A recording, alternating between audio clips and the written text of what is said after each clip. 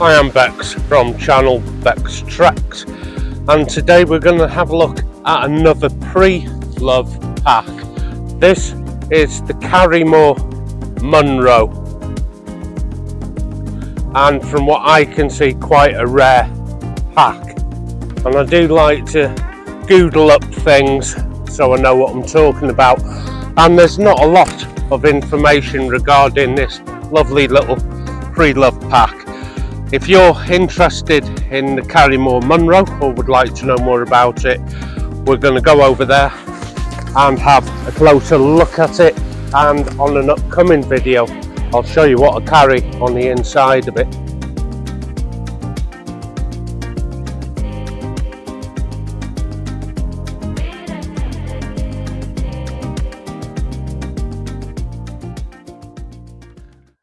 So first of all, it's fair to say that I've always wanted this pack here, and I've never been able to obviously find one pre-loved, despite me looking on various websites and auction sites.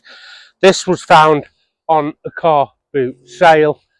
So for you guys out in the States, a bit like a swap meet, but you put a table from the trunk of your car out and put anything you want to sell from your attic and your garage and your basement.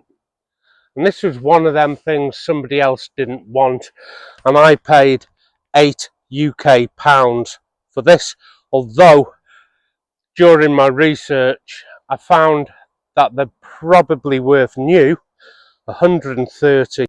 Always do use a hood if it has one rather than a lid, because it'll secure cargo an additional 5 litres usually plus under here.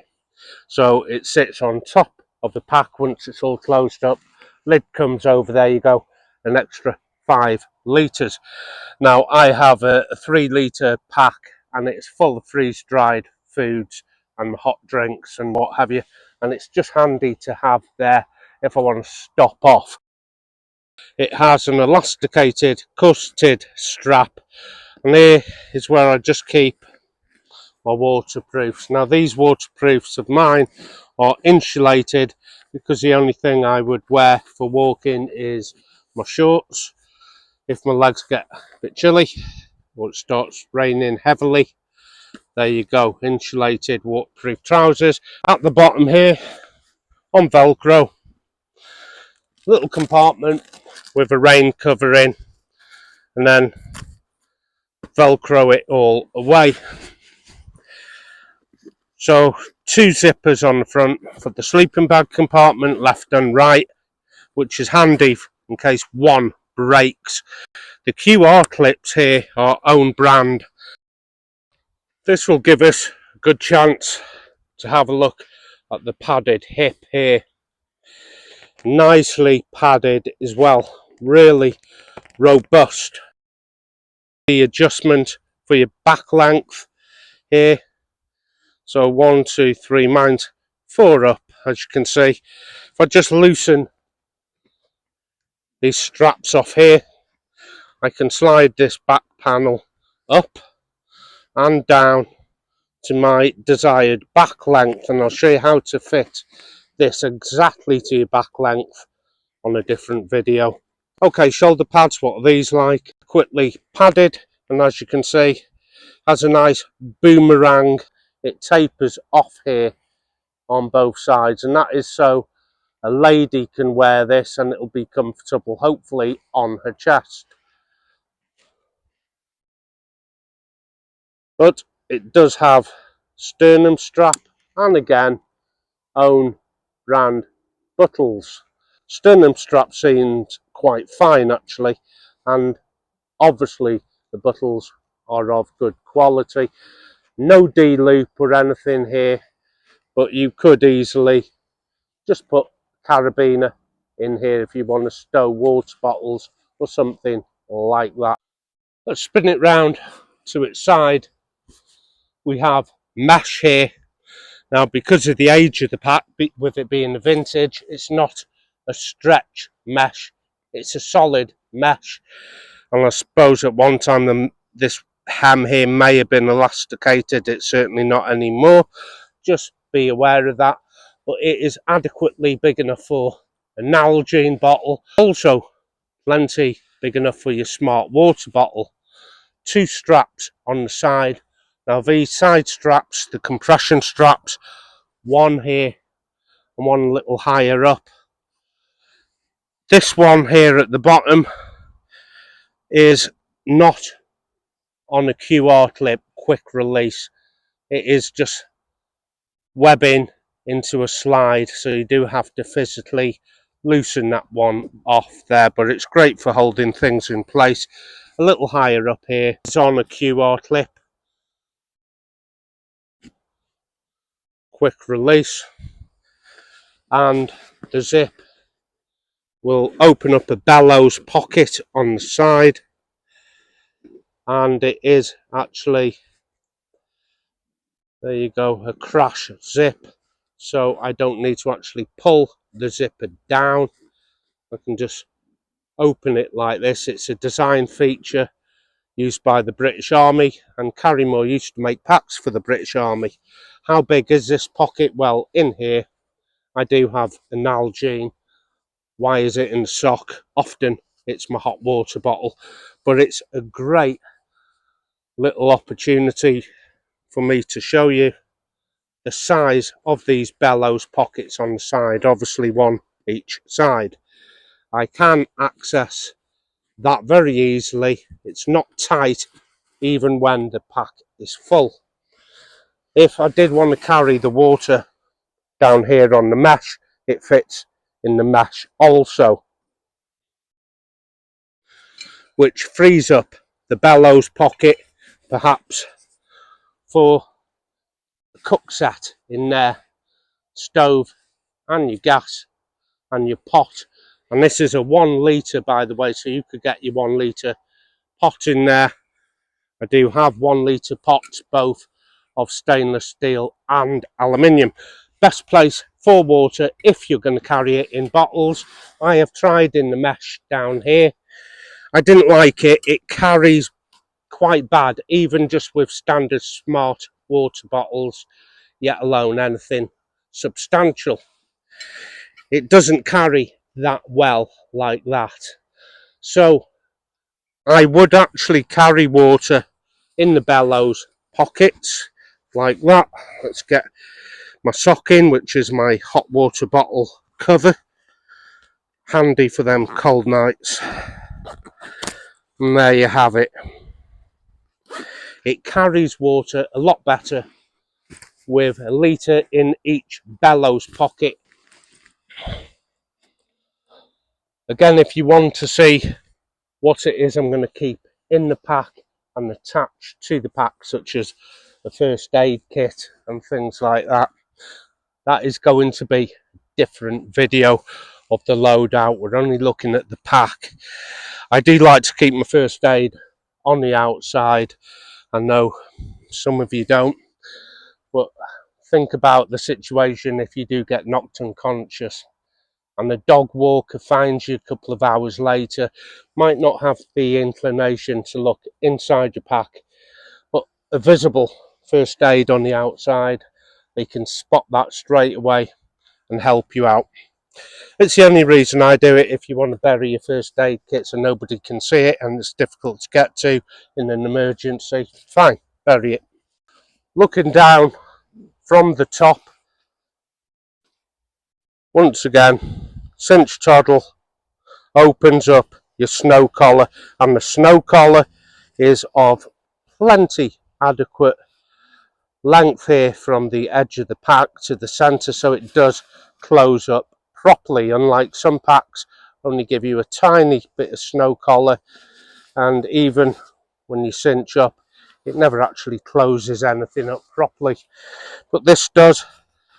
Quite generous there. Once I've cinched up, bring the hood over, and the hood is indicated here by usually some sort of half moon side panel here, and sometimes elasticated on the side. That's an indicator to you. You can get your 5 litre dry sack under there with the lid over, and there's your extra 5 litres for whatever you want. Bag of food, your waterproofs, whatever you want. But under the lid, right here, I've left it open here. Wash kit would be, and my illuminations, my ablutions, and obviously a little repair kit, what have you, things like that. And can easily zipper that up, then bring the lid over.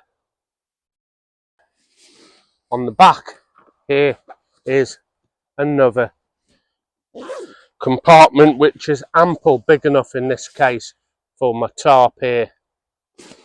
And there is additional space. I don't know what you would like to put in there. Perhaps that is where you would like to put your waterproofs, for instance. So plenty of pockets, one external, one internal, and then you have your corset here and your straps if you do want to either reduce the bottom or put a pad across or down. Plenty of options. What I'm going to do at this point is put you the dimensions of this pack on screen along with its weight, because like I said, finding any information on this pack is quite difficult. So I'm going to get my friend the artificial intelligence and see what she can find. It's certainly adequate if you have a camping system in it, such as tent, pad, some kind of, even a synthetic small sleeping bag. That's all you need. And remember, inside I do have my cook pot and the stove for it and the food. Plenty of additional pockets for all your knickknacks. No hip pockets here. I wish there was. Here's where I keep my mosquito repellent and my sunscreen wipes here. I don't like going into the pack to get them kind of things. I don't like separating them and putting them in the first aid, because really mosquito repellent and sunblock, not really first aid, and again I want quick access to them. So that's a shame. So I might have to adapt something onto the gull wing hips here. Okay, I'm going to strip it out and we'll have a very quick look on the inside.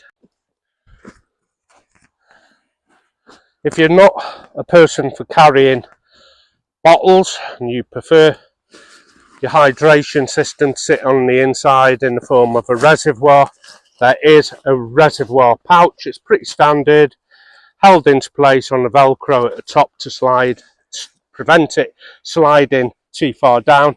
It comes as deep as the top of this hip pad here, so it doesn't exceed past this point here, which is really handy, keeps the weight up a little. Now I have actually tried a water bladder in here and my other pack as well, the cheaper budget pack. They didn't carry bladders particularly well.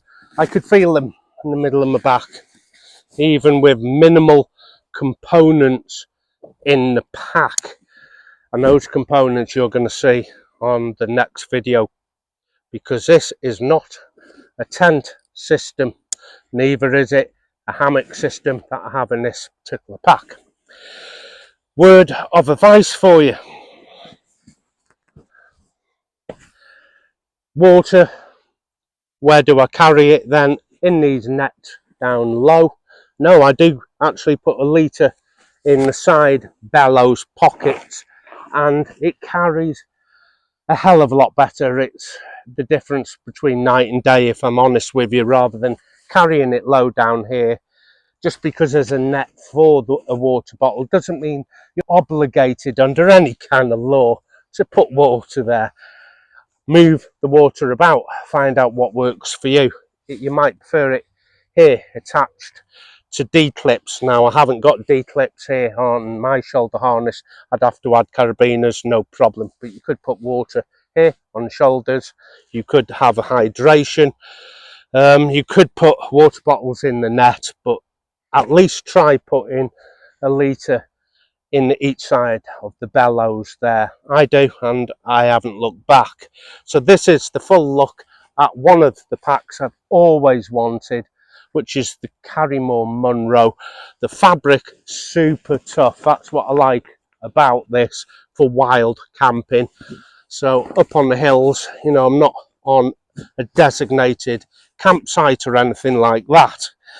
And this is what I would want. Having a fabric which is a little more rugged, I might have to take this off to throw it over a stream or something like that, or a mudded area, or throw it over a wall if I have to climb over a wall or a fence.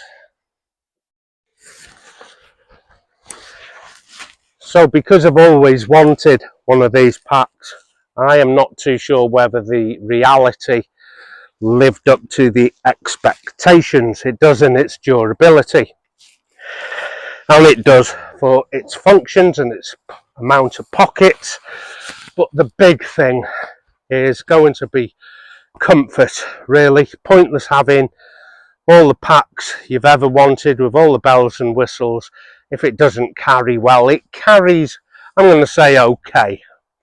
I've had worse, I've had better. One of my favourite walks here in Wales is the 𝒂𝒓𝒓𝒊𝒎𝒐𝒓 trail, 177 miles, and you can go to certain websites and it'll break that down for you in day 1, day 2, day 3, and it's been put together by other hikers. You section it out. There's 12 sections there, over 177 miles. Some are very arduous and uphill, and you'll be doing less miles in a day, but I still think you're covering 12 miles even in that day. And then you're on the flat and downhill on other days, and that section is an 18-miler. And whether I would want this pack for them kind of distances, I don't know. I really don't. Comfort for me, it's just not there, and I think this is the younger brother to the Panther, which is its successor. So there's a lot to think about, and there's a lot more packs coming up as well, because I buy dozens of these packs on these car boot sales, and eventually we will get through all of them. But until next time, take care of yourself, and I'll see you out there. Happy trails.